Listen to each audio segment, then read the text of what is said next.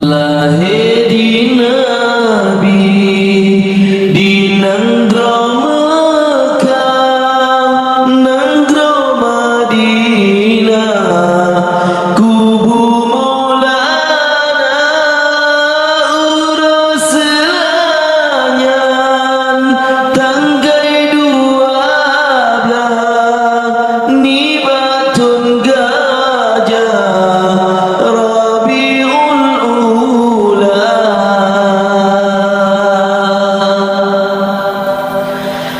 Umur 2 bulan dalam kandungan, ayahnya sayang netinggai donya, yatim lam kandung di Rasulullah kata li ayah lahir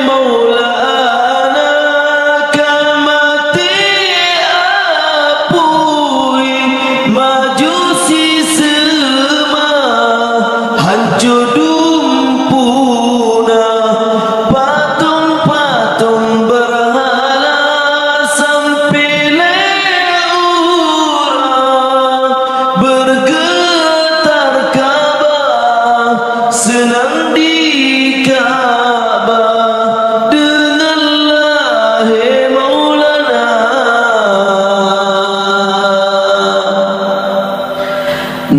Putra bidan lahir Rasulullah, Maryam Asia sarangan Hawa, Maridah Nabi nan Suwaibah, Halimatus Sa'diyah Maridah kedua.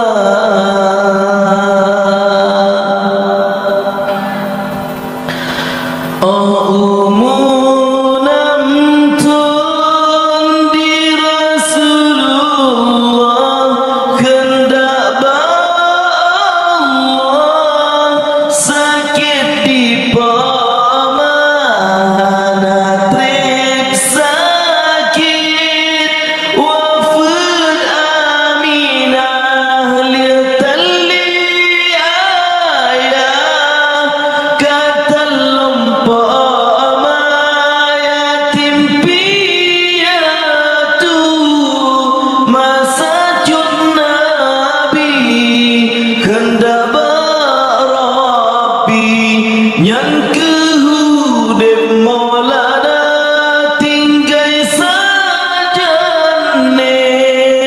Abdul Muttalib yang asuhudip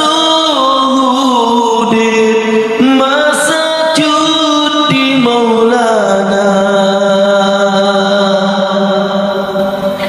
Umur berpelotun Nabi Muhammad hendak hadarat wahyu pertama ke Rasul Allah, Nabi angkat di sidih tempat di Gua Hira, Lailatul Nabi dakwah di Mekah, Nanggro Madinah, si peloton